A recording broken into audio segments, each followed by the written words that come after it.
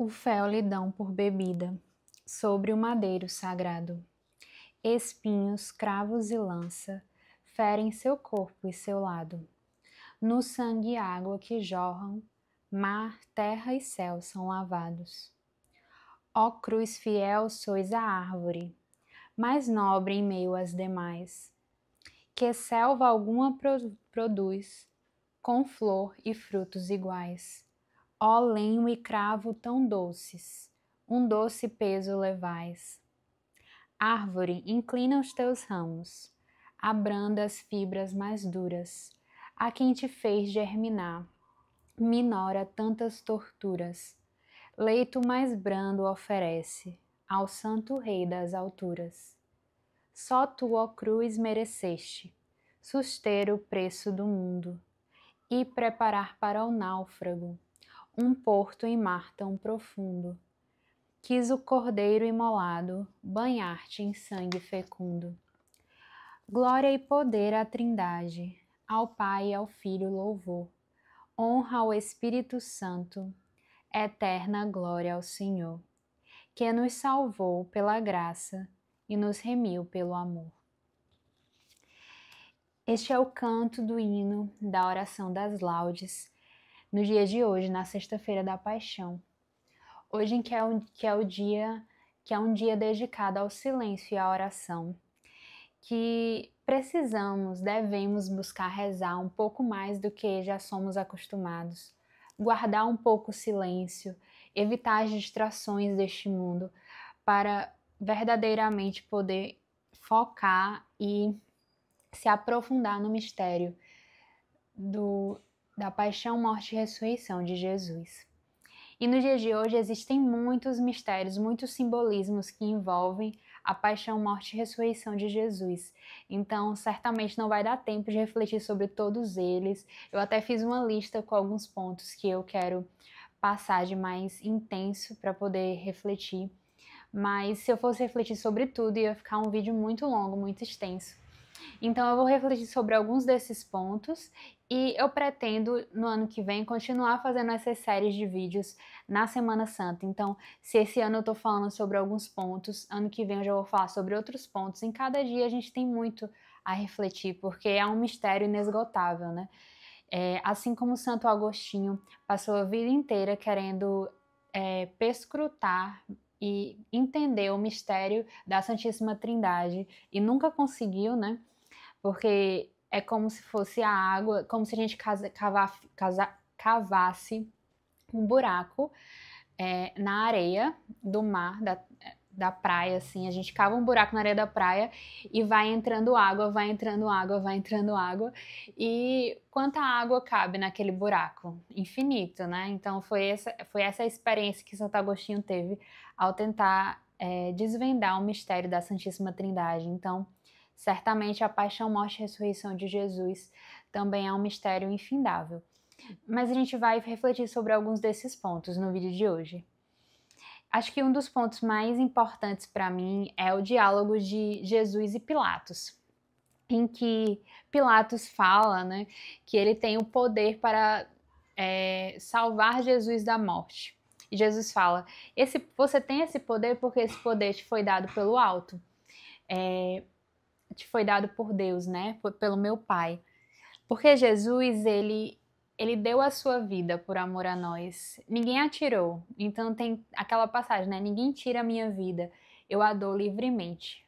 Ele deu livremente a sua vida por amor a nós. Então não foi pelo poder de Pilatos, pelo poder de Herodes, pelo poder dos sumos sacerdotes, não foi por nada disso. Foi porque ele quis. Nesse diálogo também com Pilatos, ele disse que o reino dele não é deste mundo, porque se fosse, ele teria os seus súditos para livrá-lo da morte, claro. Então, Pilatos pergunta, e você é rei? Porque ele é auto-intitulado o rei dos judeus, né? Jesus é o rei dos judeus porque ele é o filho de Deus, simplesmente por isso. E também foi essa a razão da sua morte. É por isso que a placa que está lá na sua cruz é INRI, I-N-R-I. Se você não sabe o que significa, eu vou explicar agora. Jesus, porque na verdade o nome Jesus o J era com I, né, no começo. Então é Iesus Nazareno, o N, rei dos judeus. Assim como Jesus, que começa com J, judeus também começa com J, né? Então é judeus com I, né? Então é por isso que o é INRI, né? Jesus Nazareno, rei dos judeus. Então essa foi a razão da sua morte. E até no fim os sumos sacerdotes vão falar, não diga que ele é o rei dos judeus, diga que ele disse que era o rei dos judeus. E Pilatos fala, o que eu escrevi. Porque foi Pilatos que escreveu essa placa, né? E mandou colocar em cima da cruz de Cristo para dizer o motivo pelo qual ele tinha sido crucificado. Então, assim, ainda nesse diálogo com Pilatos, tem um momento que é o que causa mais impacto. E se você já viu o filme A Paixão de Cristo, do Mel Gibson, você vai lembrar desse momento.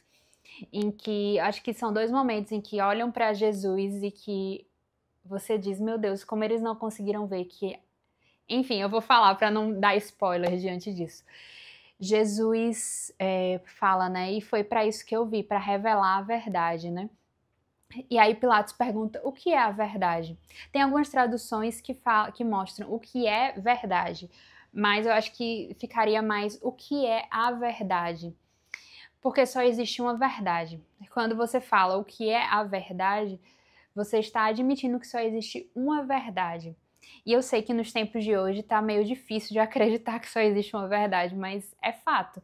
Porque se existir mais de uma verdade, nenhuma delas é verdade. É muito fácil de explicar isso, só que tem sido um pouco mais difícil de entender. As coisas simples de Deus nos tempos de hoje estão difíceis de entender por causa de toda a nossa... tudo aquilo que foi entrando em nosso imaginário, né?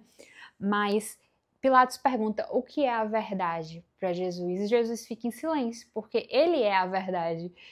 Ele é o caminho, a verdade e a vida. Então, como é que Pilatos pergunta para a verdade o que é a verdade, sabe? Então, acho que esse momento me impacta muito, porque Pilatos não foi capaz de reconhecer a verdade que estava na frente dele. Então, assim, quantas vezes nós também não conseguimos, não somos capazes de ver a verdade. E isso acontece porque o nosso coração está corrompido pelas concupiscências, nosso coração está corrompido pelo desamor, nosso coração está corrompido por tudo aquilo que nós deixamos entrar na nossa cabeça, no nosso coração, no nosso imaginário, né? É aquela dimensão que a boca fala que o coração está cheio, né? Quanto mais nós nos permitimos ser distraídos pelas coisas deste mundo, menos a gente vai conseguir reconhecer a verdade, mesmo se ela se apresenta de forma clara na nossa frente. E isso é preocupante no mundo de hoje, né? Mas o que a gente pode fazer é a nossa parte, de buscar conhecer essa verdade, de buscar estar mais perto dela, que é do próprio Cristo, né? Então, uma outra parte do que eu gostaria de falar hoje é que Jesus é o Cordeiro Imolado. Não sei se vocês já viram representado em vários lugares, né? No próprio Círio Pascal, às vezes, tem a representação do Cordeiro. Quando João Batista vai apresentar aos seus próprios discípulos Jesus, ele diz, é o Cordeiro de Deus. Então, por que esse Cordeiro, né? O que é que se representa, o que é que significa essa questão do Cordeiro? O Cordeiro, eu não sei se vocês se lembram da Páscoa dos Judeus, aí eu vou falar um pouco mais da Páscoa dos Judeus para vocês entenderem toda a simbologia. A Páscoa dos Judeus aconteceu quando os judeus estavam saindo do Egito, né? Então, eles quando estavam saindo do Egito, tiveram as 7 pragas do Egito que Deus mandou sobre todos os egípcios, porque eles não estavam deixando Moisés sair do Egito com o povo de Deus. Então, na primeira leitura, inclusive, de hoje, na verdade da missa de ontem, né, que foi a última missa,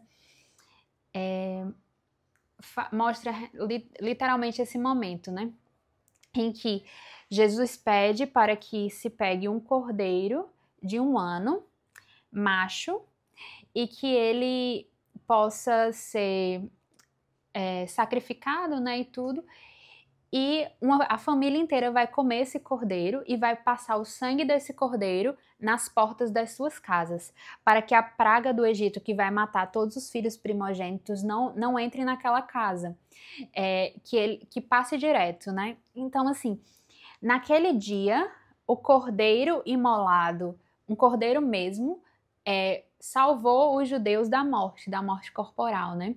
E Jesus, que é o Cordeiro imolado por todos nós, por causa dos nossos pecados, nos salva da morte eterna. Através da morte de Cristo na cruz, ele é o Cordeiro imolado que nos salva não só da morte corporal, como aquele cordeiro que os judeus comeram na Páscoa dos judeus, salvaram ele da morte corporal naquele dia. Salvaram aquela família, né, da morte corporal naquele dia, e as pragas a praga do Egito não entrou lá.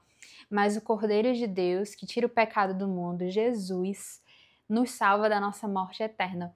Pode nos salvar da morte eterna se acreditarmos nele, se vivermos segundo os seus mandamentos, se buscarmos verdadeiramente fugir do pecado e fugir da escravidão deste mundo, das distrações deste mundo, do não conhecimento da verdade neste mundo. Então, ele é o Cordeiro de Deus que tira o pecado do mundo por causa disso, né? Então, ele é o Cordeiro imolado que morre por amor a nós no dia de hoje e, por causa disso, nos salva da morte eterna, da morte pelos nossos pecados. Agora nós podemos confessar os nossos pecados e ser perdoados. Agora nós podemos almejar o céu, almejar a vida eterna. Vida eterna todos nós teremos, né? Mas pode ser que seja no inferno ou pode ser que seja no céu. Então a escolha é nossa, né? Tem aquela música, a decisão é tua.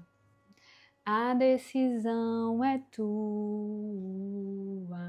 Essas músicas de paróquia, assim, antigas, mostram muito, assim, de fato, da devoção, né, que nós precisamos ter. Inclusive, existem muitas devoções de hoje que chegam até a ser superstições, que no dia de hoje, Sexta-feira Santa, não pode varrer a casa, não pode lavar o cabelo, não pode fazer várias coisas, né? Mas, de fato, eu entendo e acho louvável até, mas o mais importante é que se nesse dia você conseguir participar da celebração das 3 horas da tarde e conseguir rezar um pouco mais e refletir sobre a paixão, morte e ressurreição de Cristo, já seria o suficiente, assim, né? E claro, se abster da carne, especificamente, né, no dia de hoje, até a meia-noite, se possível. Fazer o jejum, a abstinência, são as práticas que são indicadas pela igreja. Então, assim, são algumas das práticas que são importantes para que a gente possa viver bem e se unir ao sacrifício de Cristo nesse dia, né? Porque se ele fez e viveu tudo isso por amor a nós, por que nós não podemos retribuir só um pouquinho, minimamente, desse amor por ele, a ele, no dia de hoje, né? Então, assim, saindo dessa reflexão de Pilatos, a gente entra em uma outra reflexão na morte de Cristo em si. Existe uma reflexão que a gente pode fazer, só que eu não vou me alongar nela, que são das 7 últimas palavras de Jesus. Eu lembro que quando eu morei nas Filipinas, era uma devoção muito forte lá, e agora tá chegando um pouco mais ao Brasil. Eu vi que essa semana, ou foi semana passada, o padre Paulo Ricardo fez uma reflexão sobre exatamente isso, as 7 palavras de Jesus, as 7 últimas palavras. Foi interessante porque quando eu morava nas Filipinas, né, eu fui missionária católica nas Filipinas, em Manila, de forma mais específica. E quando a gente conseguiu alugar uma casa lá, foi logo antes da Semana Santa. Então, Deus nos inspirou a que o nosso primeiro retiro fosse, junto às pessoas que a gente conhecia, fosse um retiro de Semana Santa, de fato, para a gente refletir sobre esses mistérios, né? O padre Cristiano Pinheiro, né, da comunidade Shalom, que eu era da comunidade Shalom, estaria lá e ele ministrou o retiro. E foi interessante porque no Shalom, normalmente, a gente tem uma maneira própria de refletir sobre todos esses mistérios. Só que nas Filipinas existe uma cultura muito forte de, na Sexta-feira Santa, refletir sobre as 7 últimas palavras de Jesus. Então, teve uma reflexão belíssima, uma pregação maravilhosa do padre Cristiano nesse dia. Só que mesmo assim, os filipinos que estavam lá no retiro disseram que tinha que ter alguma coisa que remetia às 7 últimas palavras, tinha que ter uma dinâmica, tinha que ter alguma coisa, sabe, para remeter às 7 últimas palavras, porque para eles era muito forte, muito intenso essa reflexão das 7 últimas palavras de Jesus, né? Que a gente também pode levar para nossa oração, para nossa reflexão. Eu não vou refletir aqui porque realmente não vai dar tempo. Talvez no ano que vem eu me prepare melhor e faça uma reflexão especificamente sobre isso, sobre as 7 palavras, porque eu acho que também é muito válido. Como eu disse, tem muito a que se falar dentro do dia de hoje. Mas o outro ponto que eu quero falar agora é de forma mais específica sobre a fundação da igreja, né?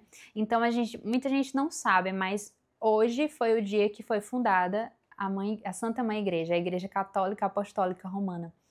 Em que momento, de forma específica, foi fundada a igreja? Foi quando aquela lança transpassou o coração de Jesus e sangue e água jorraram do coração dele. Então, esse sangue e essa água representam os sacramentos do batismo e da Eucaristia. Então, a Eucaristia que nós celebramos ontem também, claro, né, com a instituição da Eucaristia em si, mas que também é relembrada e que tem esse mistério, este simbolismo através do sangue e da água que jorram, né? A água, que é o batismo, que purifica, e o sangue, que é a Eucaristia, porque nós recebemos o corpo e o sangue de Jesus na Eucaristia, né? Então, assim, naquele momento em que jorrou aquele sangue e aquela água e caiu a terra, foi fundada a Igreja de Cristo. Esses dois sacramentos, que são os dois sacramentos que são pilares da nossa igreja, foram vividos naquele momento. Então, assim, foi o momento da fundação da igreja propriamente dita, sabe? E que às vezes a gente não sabe ou não entende, mas tudo na vida de Cristo é mistério para a igreja. E tudo que ele viveu aqui foi em vista de fundar essa igreja para que nós continuássemos vivendo os seus passos. Então, assim, a passagem, né, a Páscoa dos cristãos é exatamente essa passagem, digamos, de Cristo da vida terrena para a morte, que na verdade a morte gera a vida eterna, né? Que é a ressurreição. Então, a passagem da vida terrena para a vida eterna. É essa a passagem que celebramos. Os judeus celebraram a passagem da escravidão para a terra prometida, do Egito para a terra prometida, para falar de lugar, né? Mas a escravidão, tanto exterior, né? Porque os hebreus eram escravizados pelos egípcios, como interior. A escravidão diante daquilo que eles escolhiam fazer. Por isso que precisou de 40 anos. Os 40 anos não foi porque era tão longe assim da Terra Prometida, mas porque eles precisavam de todo este tempo para serem purificados das escravidões da alma. Então, por mais que eles não fossem mais escravos dos egípcios, eles tinham saído do Egito, conseguiram fugir, mas dentro deles existia ainda muita escravidão. Tem um vídeo aqui no canal, inclusive, que eu falo que o nome é Como Não Ser Escravo de Si Mesmo, que é falando exatamente dessa comunhão com Deus. Somente através da comunhão com Deus, da comunhão com Cristo, é que nós não somos mais escravos. Porque não adianta você não ser escravo, você achar que você é livre porque você não tem ninguém mandando em você. A liberdade de hoje em dia, né? Que fala, não tem ninguém mandando em mim, meus pais não mandam em mim, o governo não manda em mim, ninguém manda em mim, então eu sou livre. Isso é uma ilusão, né? É uma ilusão, porque no momento que você vive para si mesmo e que se torna escravo dos seus desejos, das suas paixões, você já não é mais livre. Então, a verdadeira liberdade é estar em comunhão com Deus, é estar em comunhão com Cristo, que gera de fato a felicidade. Então, nesse momento, existe a criação da igreja, existe a fundação da igreja de Cristo, que vai nos ajudar a nos guiar para o caminho dele, para o caminho de Cristo. Então, assim, é por isso que são mistérios inesgotáveis nesse dia, né? Então, não tenho como falar sobre todos, eu já falei isso 1000 vezes, mas enfim. E eu acho que o mais importante no dia de hoje é isso, buscar refletir sobre a grandeza do mistério de Deus que se revela através daquela cruz. Então, é por isso que eu tô gravando esse vídeo já postando antes das 3 horas da tarde, para que se você ainda não se organizou e tiver a oportunidade de ir para a celebração das 3 horas da tarde, vá, porque de fato é imprescindível você adentrar nesse mistério no dia de hoje, adentrar nesse mistério e refletir o que em mim ainda gera escravidão, o que em mim ainda não está em total comunhão com Cristo, em total comunhão com Deus, para que eu possa fazer também essa passagem.